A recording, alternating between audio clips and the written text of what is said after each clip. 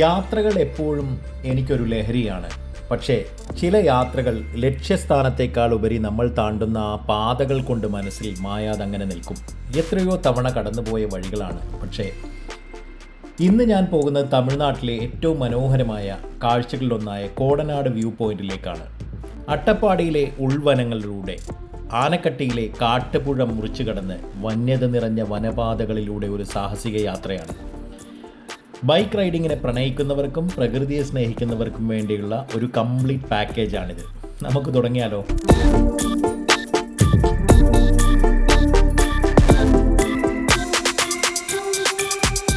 ആനക്കട്ടിയിലെ ആ ചെറിയ കാട്ടുപുഴ മുറിച്ചു കടന്ന് നമ്മൾ നേരെ തമിഴ്നാട് ഫോറസ്റ്റിൻ്റെ ആ ഒരു ഏരിയയിലേക്ക് കിടക്കാൻ കേട്ടോ. ചെറിയ ഒരു ചായക്കട അവിടെ കണ്ടു.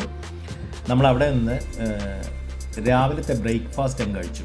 അത്യാവശ്യം നന്നായിട്ട് കഴിച്ചു കേട്ടോ. കാരണം ഇനി മുന്നോട്ട് പോയി കഴിഞ്ഞാൽ കുറച്ച് നല്ല ഫുഡ് കിട്ടാനൊക്കെ ബുദ്ധിമുട്ടായിരിക്കും. പിന്നെ കാടുവാണല്ലോ. നമ്മുടെ യാത്ര ഏതൊക്കെ വഴി തിരിഞ്ഞു പോകുമെന്നൊന്നും ഒരു ഐഡിയ ഇല്ല. അതുകൊണ്ട് തന്നെ നേരെ നമ്മൾ വെച്ച് പിടിക്കുകയാണ്. നേരെ കോത്തഗിരിയാണ് നമ്മുടെ ലക്ഷ്യം കേട്ടോ. അപ്പോൾ നമ്മൾ നേരെ കാരമട ആ ഒരു റൂട്ടിലേക്ക് പോയിട്ട് അവിടെ നിന്ന് കാരമട ടച്ച് ചെയ്യാതെ തന്നെ നമ്മൾ അവിടെ നിന്ന് നേരെ മേട്ടുപ്പാളയത്തേക്കാണ് നമ്മൾ എത്തുക. അവിടെ നിന്ന് നമ്മൾ വലത്തോട്ട് തിരിഞ്ഞ് കോത്തഗിരി റൂട്ടിലേക്ക് കയറി നമ്മളങ്ങനെ പോവുകയും ചെയ്യും.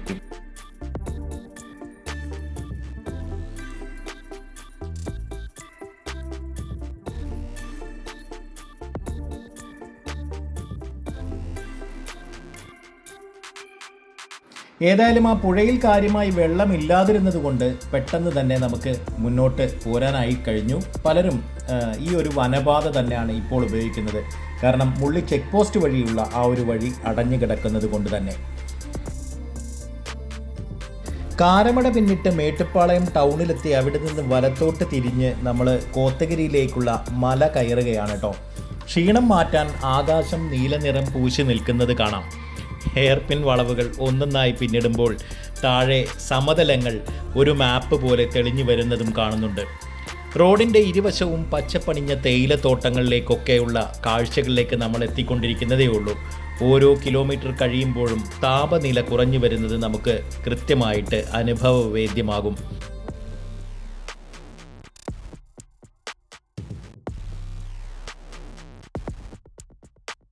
മേട്ടുപ്പാളയം ടൗണിലെ ആ തിരക്കുകളിൽ നിന്നെല്ലാം നമ്മളിപ്പോൾ വലത്തോട്ട് തിരിഞ്ഞ് ഒരുപാട് ദൂരം മുന്നോട്ട് വന്നു കഴിഞ്ഞു.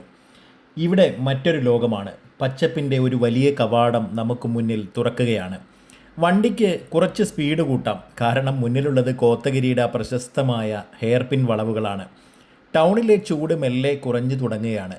റോഡിന് ഇരുവശവും ആകാശം മുട്ടുന്ന മരങ്ങളും ഓരോ മീറ്റർ മുന്നോട്ട് പോകുമ്പോഴും നമ്മൾ മലനിരകളിലേക്ക് ആഴ്ന്നിറങ്ങുന്ന ഒരു പ്രതീതി ജനിപ്പിക്കുകയും ചെയ്യുന്നു. ഒരു റൈഡറുടെ മനസ്സിനെ ഇത്രയധികം ശാന്തമാക്കുന്ന മറ്റൊരു പാത വേറെ ഉണ്ടാകില്ല. വണ്ടി താഴത്തെ ഗിയറിലത്തേക്ക് മാറ്റി ആഞ്ഞു പിടിക്കുമ്പോൾ എഞ്ചിൻ്റെ താളം കാടിൻ്റെ ശബ്ദവുമായി അലിഞ്ഞു ചേരുന്നുണ്ട്. ഓരോ വളവ് തിരിയുമ്പോഴും ദൂരെയുള്ള മേട്ടുപ്പാളയം സമതലങ്ങൾ താഴേക്ക് പോയിക്കൊണ്ടിരിക്കുകയാണ്. മേഘങ്ങൾ തൊട്ടില്ല എന്ന മട്ടിൽ നിൽക്കുന്ന മലമടക്കുകളായി നമുക്ക് മുന്നിലുണ്ട്. ഇടയ്ക്ക് പെയ്യാൻ നിൽക്കുന്ന മഴയുടെ നേരിയൊരു മണം കാറ്റിലുമുണ്ട്.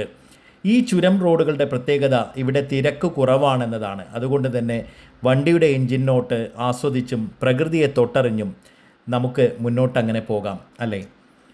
പകുതി ദൂരം പിന്നിടുമ്പോൾ കാടിൻ്റെ വന്യത മാറി മെല്ലെ പച്ചപ്പണിഞ്ഞ തേയിലത്തോട്ടങ്ങൾ തന്നെ പ്രത്യക്ഷപ്പെട്ടു തുടങ്ങും. ഇത് കോത്തഗിരിയുടെ സൗന്ദര്യമാണ്. കിലോമീറ്ററുകളോളം പരന്നു കിടക്കുന്ന തേയിലക്കാടുകൾ ഒരു പച്ചപ്പട്ട് വിരിച്ചതുപോലെ തോന്നും. കുന്നിൻ ചെരുവുകളിൽ ജോലി ചെയ്യുന്ന തോട്ടം തൊഴിലാളികളെയും കണ്ടു തുടങ്ങും. ചെറിയ വെള്ളച്ചാട്ടങ്ങൾ, കുന്നിൻ മുകളിൽ നിന്ന് ഒഴുകിയെത്തുന്ന മഞ്ഞ്, ഇതെല്ലാം കാണുമ്പോൾ നമ്മൾ താണ്ടിയ ദൂരത്തിൻ്റെ ക്ഷീണമൊക്കെ എവിടെയോ മറഞ്ഞു പോകും. ഹെൽമെറ്റിനുള്ളിലേക്ക് അരിച്ചു കയറുന്ന തണുത്ത കാറ്റിന് ഇപ്പോൾ തേയില കൊളുന്തുകളുടെ ഒരു മധുരവുമുണ്ട്.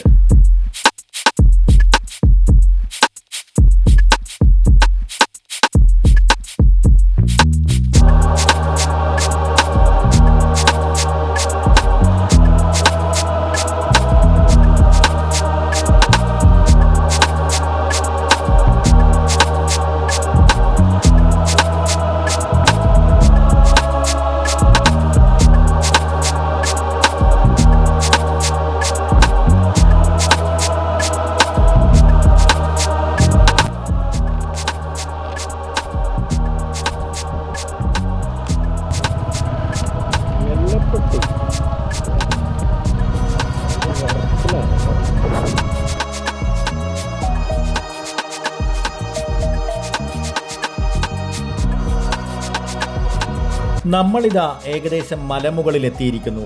താപനില പെട്ടെന്ന് താഴേക്ക് വീഴുകയാണ്. കയ്യുറകൾക്കുള്ളിൽ വിരലുകൾ മെല്ലെ മരവിച്ചു തുടങ്ങുന്നു. ഈ തണുപ്പ് അനുഭവിക്കാനാണല്ലോ നമ്മൾ ഇത്രയും ദൂരം താണ്ടി വന്നത്. കോടമഞ്ഞ് മെല്ലെ റോഡിലേക്ക് ഇറങ്ങി വരുന്നുമുണ്ട് കേട്ടോ, പല ഭാഗത്തും. പക്ഷേ സാധാരണയിൽ കവിഞ്ഞ് ഇന്ന് നല്ല പ്രശാന്ത സുന്ദരമായ ഒരു അന്തരീക്ഷമാണ്, കാലാവസ്ഥയാണ്. കഴിഞ്ഞ തവണ വന്നപ്പോഴൊക്കെ മൂടിക്കിടക്കുകയായിരുന്നു, മഴയുമുണ്ടായിരുന്നു. ഇനി കാഴ്ചകൾ അല്പം വ്യത്യസ്തമാകും എന്നുറപ്പാണ്. എന്തായാലും ഈ അനുഭവങ്ങൾ അത് വളരെ വ്യക്തവുമാണ്. ഊട്ടിയിലെ ബഹളങ്ങളില്ലാത്ത ശാന്തമായ കോത്തഗിരി ടൗണൊക്കെ നമുക്ക് ദൂരെ കാണാനാവും.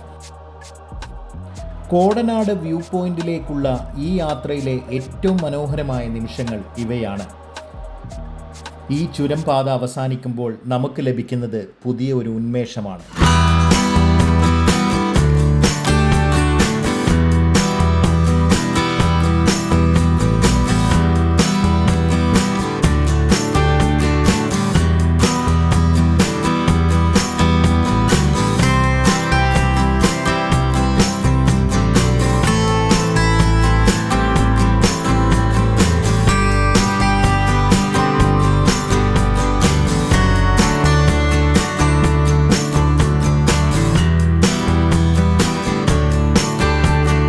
കൃത്യം വ്യൂ പോയിന്റിലേക്ക് എത്തുന്നതിന് മുമ്പ് തന്നെ നമുക്ക് ഇതേപോലെ ചെറിയൊരു ടൗൺ പോലുള്ള ഭാഗവും കുറേ അധികം കെട്ടിടങ്ങളും മനോഹരമായിട്ടുള്ള ഒരു ലാൻഡ്സ്കേപ്പും എല്ലാം പച്ച പട്ടണിഞ്ഞിങ്ങനെ നിൽക്കുന്നത് കാണാനായിട്ട് പറ്റും കേട്ടോ. ഇതേ തൊട്ടടുത്ത് തന്നെയാണ് നമ്മുടെ ഈ ഒരു വ്യൂ പോയിന്റ് വരുന്നത്. എന്നാൽ അവിടെ എത്തുന്നതിന് മുമ്പ് തന്നെ ഞാൻ വലത് ഭാഗത്ത് വണ്ടി ഒന്ന് സൈഡാക്കി ഒതുക്കി നിർത്തി.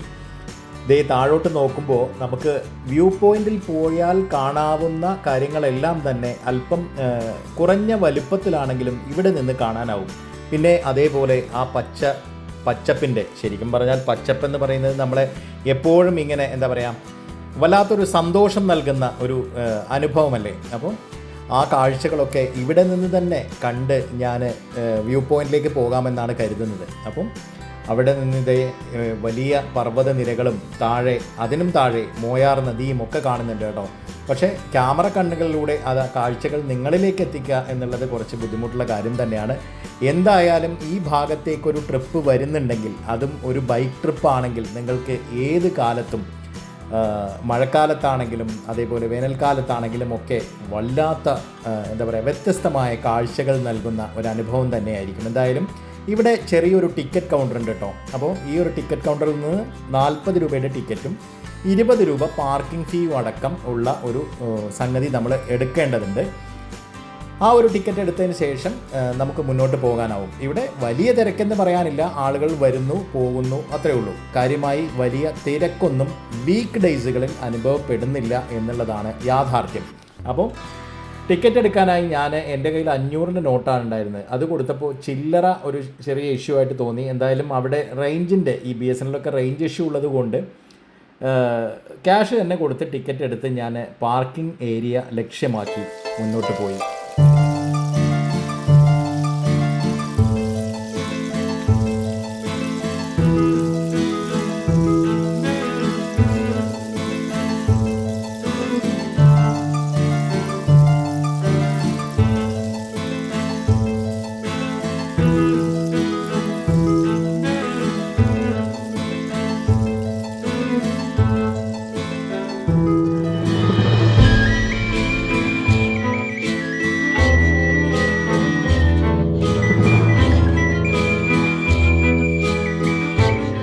നമ്മളിപ്പോൾ ആ വാച്ച് ടവറിൻ്റെ ഏറ്റവും മുകളിലാണ് കേട്ടോ.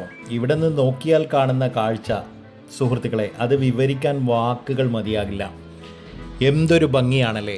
360 ഡിഗ്രിയിൽ നീലഗിരി കുന്നുകളുടെ ഒരു മാസ്മരിക ദൃശ്യം.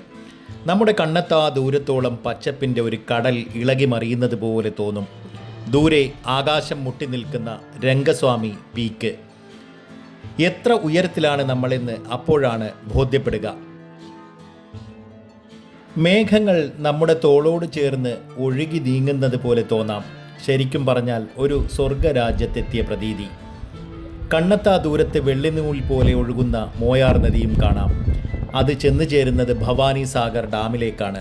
ഈ ഉയരത്തിൽ നിന്ന് നോക്കുമ്പോൾ അതൊക്കെ എത്ര ചെറുതായിട്ടാണ് തോന്നുന്നത്.